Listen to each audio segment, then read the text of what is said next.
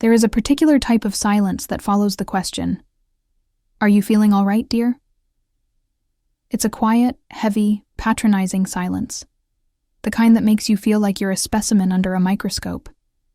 It's the silence that tells you the person asking already knows the answer, and the answer is no.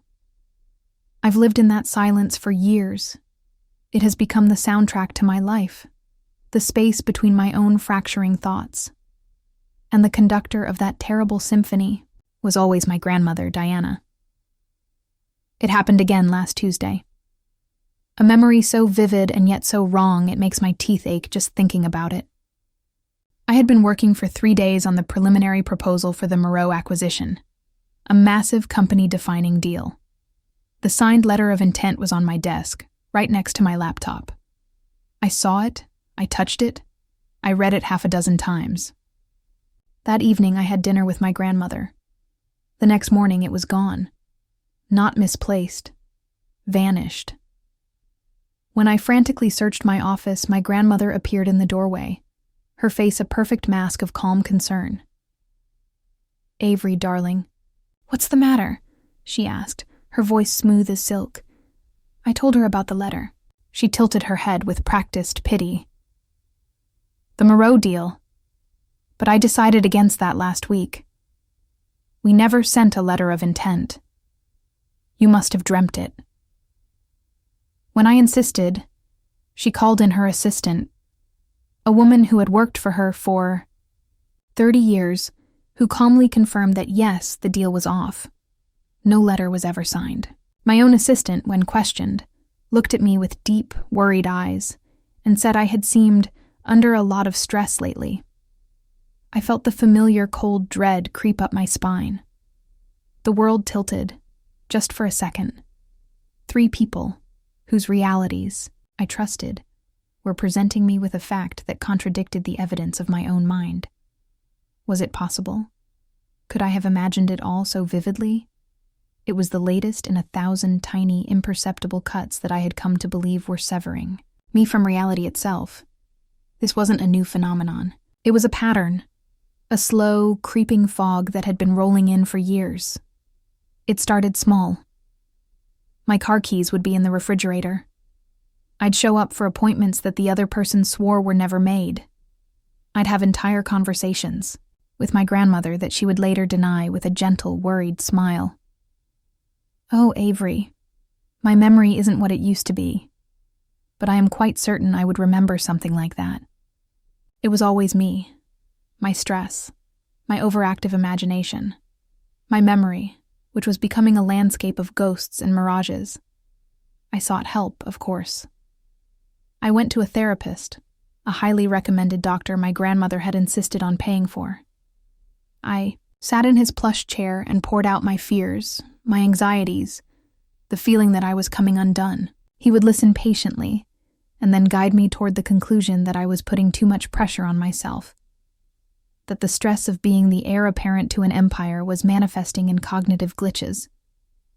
I now know that my grandmother would have quiet lunches with him once a month, briefing him on my fragile state, ensuring my only lifeline was tethered to her own narrative.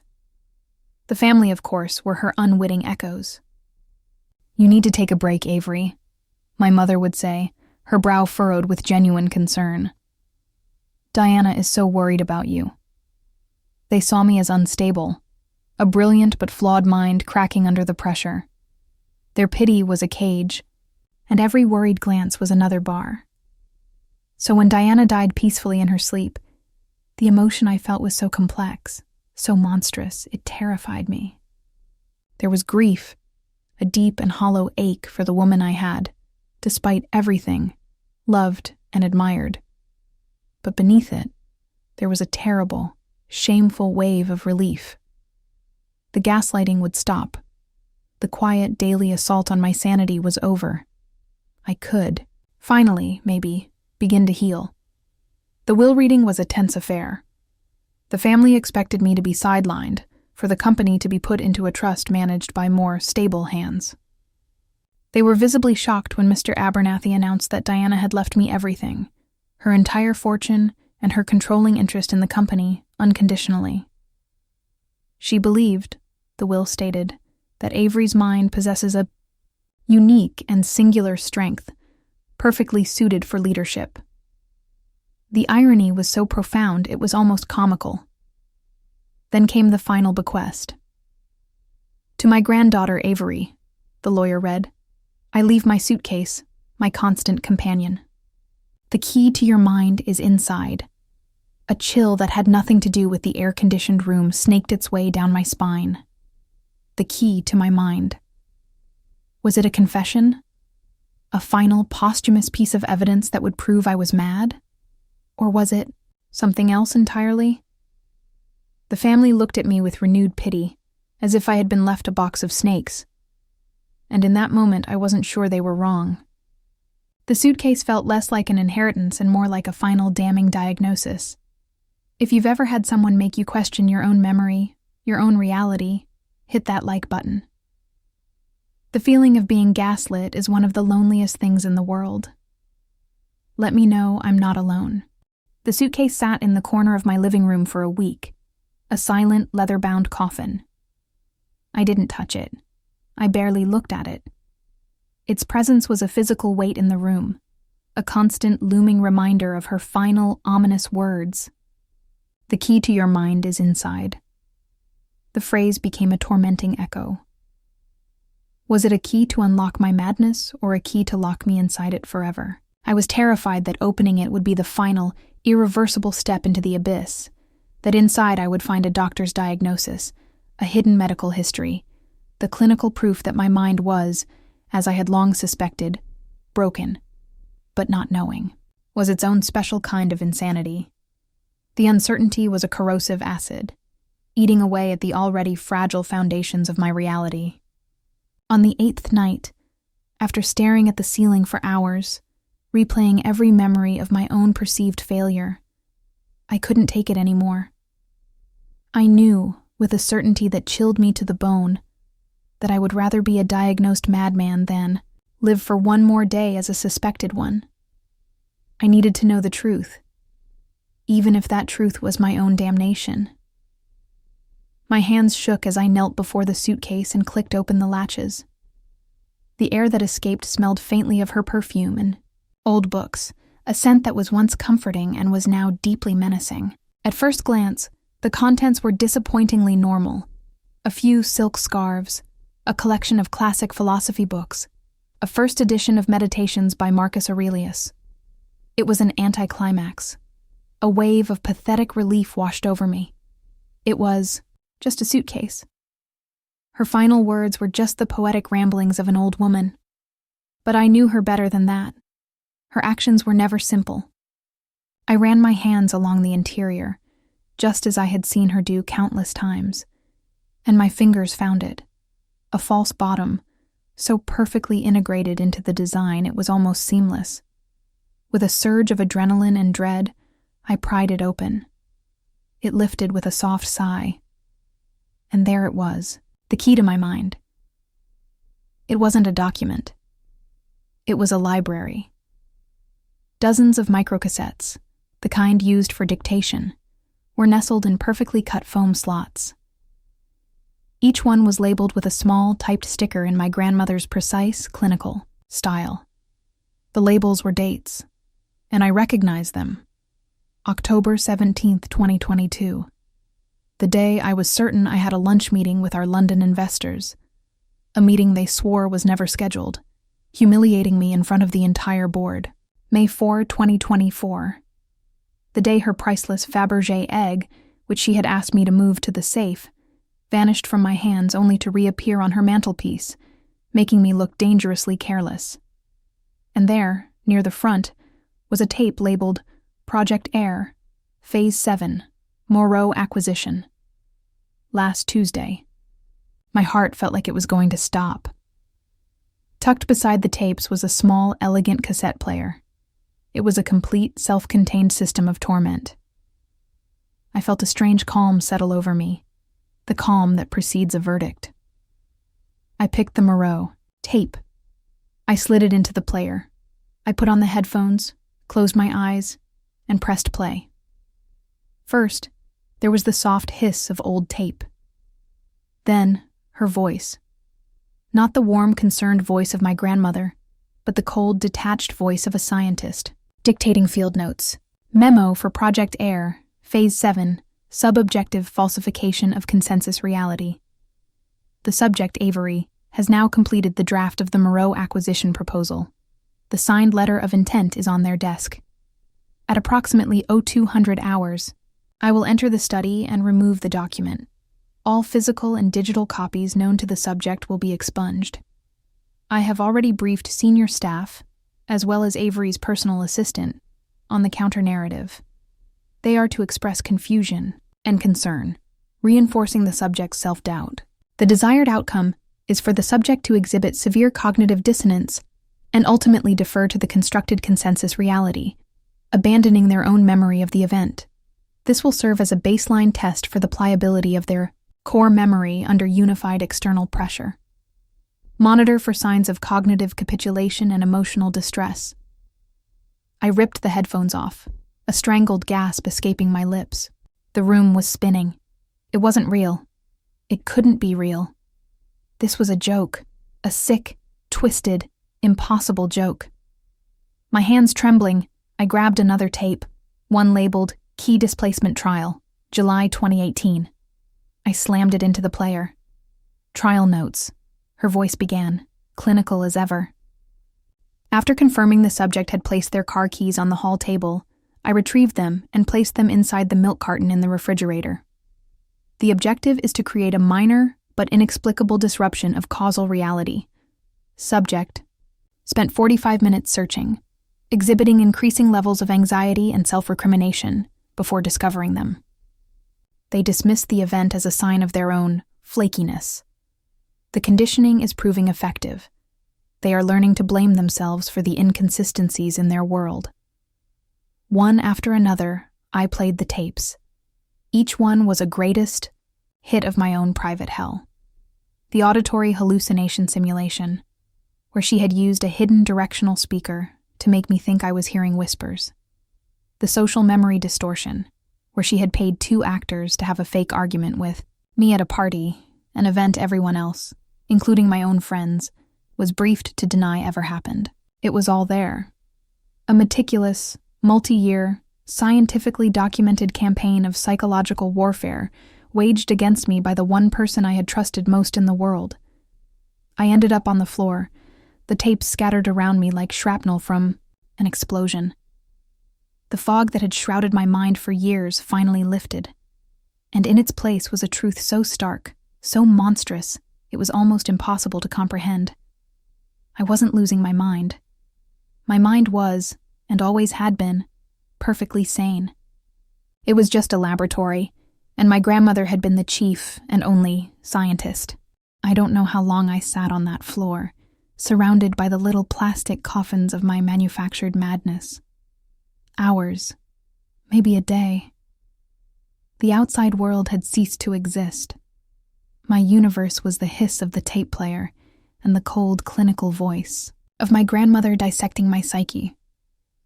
The initial dizzying relief of being sane was quickly swallowed by the tidal wave of the alternative. It is one thing to fear your mind is broken. It is another thing entirely to know, with irrefutable proof, that someone you loved dedicated years of their life to methodically, patiently, and expertly trying to break it for you. Every memory was now tainted, rewritten. A family holiday where I was certain she had promised to take me to Paris. A promise she later denied, making me look like a hysterical child in front of everyone. I now understood the staff had been briefed. The travel agent paid to create a fake itinerary that was later erased. A panic attack I had in college, convinced I was being followed, which my therapist at the time, the one she recommended, diagnosed as persecution anxiety. I now wondered how much she had paid the drama student she'd hired to be my shadow for a week.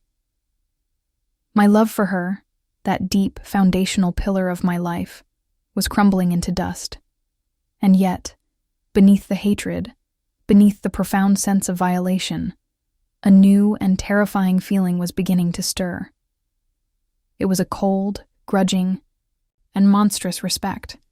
The sheer scale of her project, its meticulous detail, its psychological audacity. It was the work of a genius.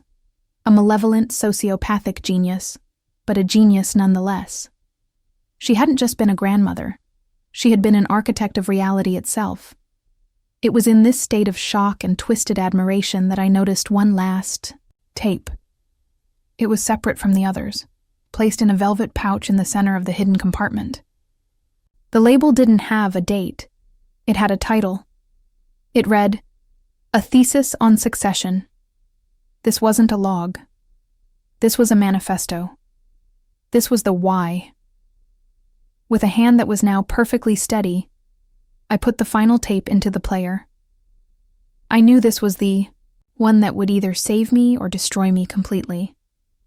Her voice filled my ears, no longer clinical, but filled with a dark philosophical passion. "If you are listening to this, Avery," she began, "then the experiment is a success. And I mean that in two ways. You have successfully uncovered the truth. But more importantly, you have successfully survived the experiment itself. You are still here. You are still sane. And that is everything. Look at the world, my dear. Look at the men and women who lead it. They are, for the most part, weak. Their minds are soft, porous, susceptible to the winds of public opinion, emotion, and the realities presented to them by others. They can be swayed, manipulated, broken. An empire cannot be led by a soft mind. A true leader cannot have their reality dictated to them. They must have a will so sovereign, a mind so fortified, that it becomes its own source of truth. I could have tested your loyalty with money. I could have tested your strength with hardship. But those are tests for managers. I needed a successor for a throne, not a corner office. I needed an heir whose mind was a fortress, and one cannot know the strength of a fortress until it has been put under siege. So, I laid siege to yours. I sent spies in the form of whispers from trusted staff. I launched propaganda campaigns in the form of concerned relatives. I orchestrated incursions of falsified reality to test your defenses.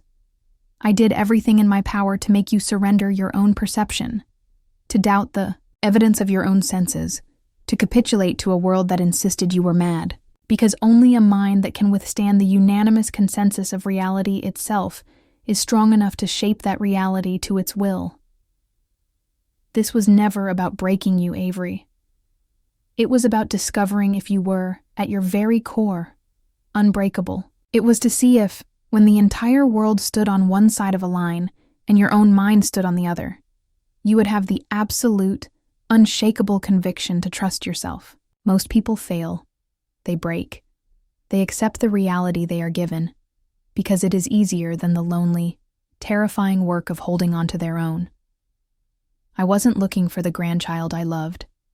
I was looking for the one mind I could respect.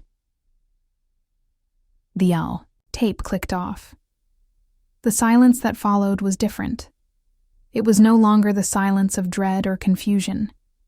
It was the silence of crystalline, terrifying clarity. The years of pain, of self-doubt, of feeling like a ghost in my own life, were suddenly recontextualized. It wasn't a sickness I had been enduring. It was a forge. A horrifying, unethical, soul-destroying forge. And I had not been broken by it. I had been tempered. The victim in me, the scared, confused Avery, died in that moment. She had been a casualty of the siege. What was left was something new, something hard and cold and clear. My grandmother hadn't driven me mad. She had given me the ultimate proof of my own sanity. She hadn't broken me. She had revealed me to myself. The desire for justice, for revenge, for an apology I would never get. It all faded away, replaced by a new, chilling ambition. The goal was no longer to recover from the experiment. The goal was to become its greatest success, to prove her thesis correct. I was not her victim. I was her heir, the only one who could possibly be. The days following the discovery were like waking up into a world that was sharper, colder, and terrifyingly clear. The fog of self-doubt I had lived in for so long had been burned away by the harsh glare of the truth. It was like I had been colorblind my whole life, and could suddenly see the full spectrum. I could now see the subtle hues of manipulation in every interaction, the faint shades of self-interest behind every smile. People's motivations, once a confusing mystery, were now transparent. And my own mind, which I had long feared as a treacherous and broken thing, now felt like a fortress of granite. I was no longer a prisoner within it. I was its sovereign. As I knew they would, the family made their move. They petitioned the court to challenge the will, requesting an emergency hearing. Their angle was compassionate, insidious, and perfectly in line with the narrative Diana had spent years building. They argued that I, their beloved but fragile Avery, was not mentally stable enough to manage the immense weight of the empire. They weren't trying to take it for themselves, they claimed, with false tears in their eyes. They wanted to place it in a trust, managed by them, of course, for my own protection. We all met in a sterile conference room at the law office. They had their psychiatrist, the one my grandmother had so helpfully provided for me, ready to testify about my history of anxiety and cognitive distortions. They saw me walk in, calm and composed, and mistook it for a fragile, medicated peace. My Uncle Richard spoke first, his voice dripping with condescending pity. "Avery, we all know you've been through a lot. We remember the incident with the London investors, your confusion about the meeting. An empire of this size requires a steady hand, not one prone to flights of fancy. The old Avery would have crumbled, producing the tapes as a tearful, desperate defense. But the new Avery simply smiled a small, serene smile. "Thank you for your concern, Uncle," I said, my voice even. "I remember that time well. My mind is, as you know, quite clear on it now. Are you referring to the London trip you later wrote off on your corporate taxes as a personal family vacation to Scotland?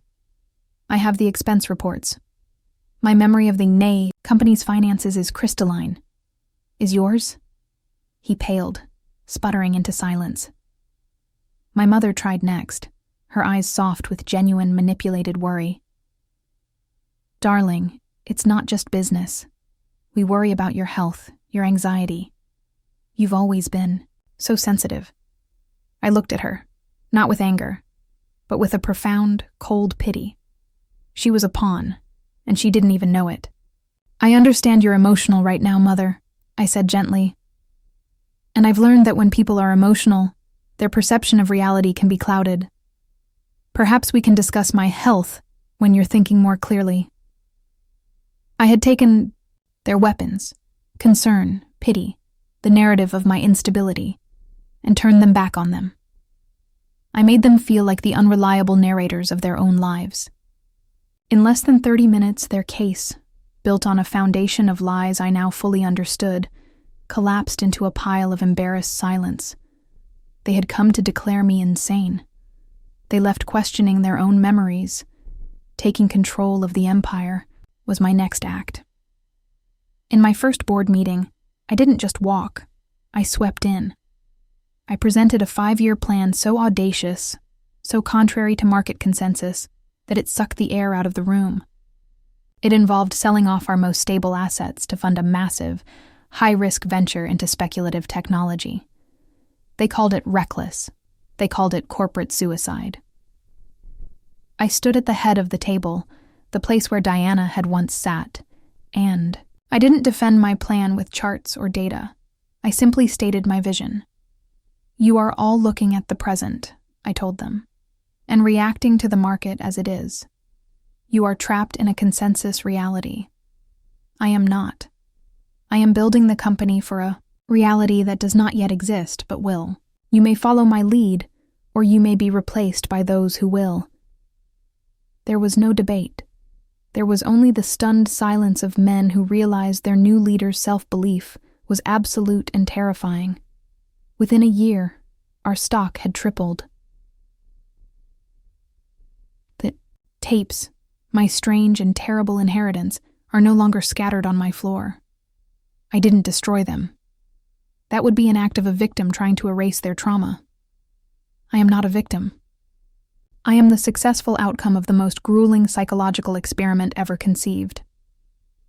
I had a custom safe installed behind a painting in my office, Diana's official portrait. Inside, the tapes are all there, my library of torment, my testament of survival. They are my diploma, my crown jewels. Sometimes late at night I listen to one.